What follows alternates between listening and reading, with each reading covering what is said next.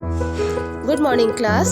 बेटा आज हम 13 चैप्टर कबीर की वाणी पढ़ेंगे।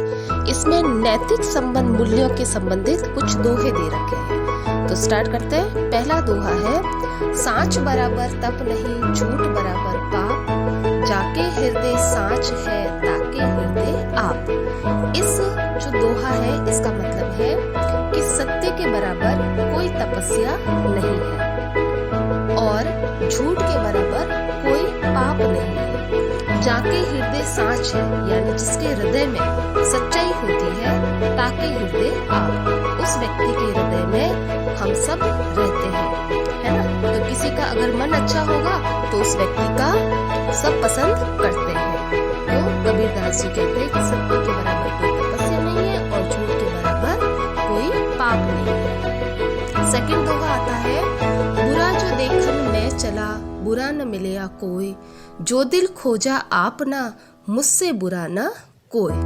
तो इस दोहे में कबीरदास जी कहते हैं कि मैंने संसार में ढूंढना चाहा कि मुझे कहीं न कहीं किसी व्यक्ति में बुराई मिल जाए, लेकिन मुझे कोई बुरा नहीं मिला। लेकिन जब मैंने अपना मन खोजा, जो मन खोजा आपना, जब मैंने अपना खुद का मन ढूंढा तो मुझसे बुरा तो कोई था ही नहीं। मैं हमेशा दूसरों की बुराई ढूंढने में लगा रहता था, लेकिन फिर पता चला कि लोग बुरे नहीं हैं, मैं स्वयं ही बुरा हूँ। तो मैं दूसरों में बुराई ढूंढ रहा था, लेकिन मुझे खुद में बुराई मिली, यानी स्वयं की पहचान हो गई। नेक्स्ट दोहा है, धीरे धीरे रे मना, धीरे सब कुछ होए, माली सींचे 100 घड़ा, ऋतु आए फल होए। इस दोहे में कबीरदास जी कह रहे हैं कि हमें धैर्य रखना चाहिए। धैर्य यानी धीरज, पेशेंस से काम करना चाहिए। जैसे कि माली सींचे 100 घड़ा, माली किसी पेड़ को लगाता, उसमें 100 घड़े पानी भी डाल दे, लेकिन फिर भी फल तो उसी समय आएंगे जब ऋतु होगी, है ना। तो चाहे कितने भी पानी डाल दे, फल तो उसी समय आएंगे जब ऋतु होगी। इसीलिए हमें प्रत्येक कार्य को धैर्य से करना चाहिए, धीरज से करना चाहिए, तभी हमारे कार्य सफल होंगे। अगला जो दोहा है उसमें कहते हैं कि गुरु गोविंद दोऊ खड़े, काके लागू पाए, बलिहारी गुरु आपने, गोविंद दियो बताए। इस दोहे में कबीरदास जी गुरु की महिमा के बारे में बता रहे हैं कि गुरु और गोविंद दोनों एक साथ खड़े हैं, लेकिन अब समझ में नहीं आ रहा कि मैं किसके चरण स्पर्श करूं, पहले गुरु के करूं या गोविंद यानी भगवान के करूं। फिर लगा कि बलिहारी गुरु आपने, गोविंद दियो बताए। तो फिर उन्हें लगा कि पहले मुझे गुरु को प्रणाम करना चाहिए, क्योंकि उन्होंने ही तो मुझे मार्ग दिखाया है गोविंद के रास्ते पर पहुंचने का, है ना। जो रास्ता बताया है भगवान तक पहुंचने का, वो मुझे गुरु ने ही बताया है। तो गुरु की महिमा बताई है। अगला दोहा है, ऐसी वाणी बोलिए, मन का आपा खोए, औरन को शीतल करे, आपहु शीतल होए। कबीरदास जी इस दोहे के माध्यम से कह रहे हैं कि हमें ऐसी वाणी बोलनी चाहिए कि मन का आपा खोए, कि हमारे मन का जो गुस्सा है वो शांत हो जाए, आपा यानी गुस्सा शांत हो जाए, और औरन को शीतल करे। दूसरा अगर गुस्से में है तो उसे भी हम शीतल कर सकते हैं और स्वयं भी शीतल हो सकते हैं, यानी कि मधुर वाणी से हम किसी को भी कंट्रोल में कर सकते हैं, है ना। तो हमेशा हमें मधुर वाणी, अच्छी वाणी बोलनी चाहिए, जिससे सभी हमसे प्रसन्न रहे। अगला दोहा है, काल करे सो आज कर, आज करे सो अब, पल में परलय होएगी, बहुरी करेगा कब। इसमें समय की महत्ता बताई है कबीरदास जी ने कि जो कल करना है उस काम को आज करो, और जो आज करना है उसे अभी ही कर लो।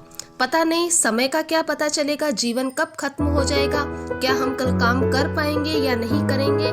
इसलिए समय के महत्व को देखते हुए हमें प्रत्येक कार्य को समय से ही करना चाहिए, किसी के भी कार्य को कल पर नहीं छोड़ना चाहिए। इसलिए कहा है कि किसी भी काम को अगर कल करना है तो उसे आज ही खत्म कर दो, और अगर आज करना है तो उसे अभी ही समाप्त कर लो, यानी कि समय पर कार्य कर लेना चाहिए, पता नहीं समय क्या दिखाएगा। अगला दोहा है, साईं इतना दीजिए, जामे कुटुंब समाए, मैं भी भूखा न रहूं, साधु न भूखा जाए। इसमें कबीरदास जी कहते हैं कि भगवान से कहते हैं कि मुझे इतना दो, परमात्मा से कहते हैं कि मुझे केवल इतना दो जिसमें से मेरा गुजारा चल सके, मुझे 2 वक्त की रोटी मिल सके, मैं भूखा ना रहूं, बस इतना ही मुझे खाना दो। और मेरे द्वार पर अगर कोई मांगने वाला आए तो वो भी कभी भूखा न जाए, यानी कि मुझे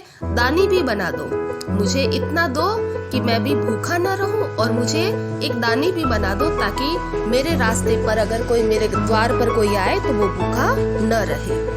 अंतिम दोहा है, तिनका कबहु न निंदिए जो पांव तले होय, कबहु उड़ आखन पड़े पीर घनेरी होय। इसमें कबीरदास जी कहते हैं कि समानता का भाव बताया कि हम तिनका जो है उसे हम बहुत ही छोटा समझते हैं, वो क्या कर सकता है, तो उस तिनके की कभी भी निंदा नहीं करनी चाहिए। अगर वो पाँव में चुभ जाता है तो कभी तो वो पाँव के नीचे दब जाता है ना, हम उसको दबा भी सकते हैं, लेकिन अगर वही तिनका अगर उड़ के अगर हमारी आंखों में गिर जाए तो कितनी पीड़ा होती है। तो तिनका भी कभी भी उसे हमें निंदा नहीं करनी चाहिए या उसे छोटा नहीं समझना चाहिए। प्रत्येक वस्तु का या प्रत्येक व्यक्ति का कोई न कोई महत्व अवश्य होता है, तो इसमें समानता का भाव बताते हुए ये दोहा कहा गया है। आई होप बेटा आपको ये कबीर की वाणी, कबीर के जो दोहे हैं वो समझ में आए होंगे।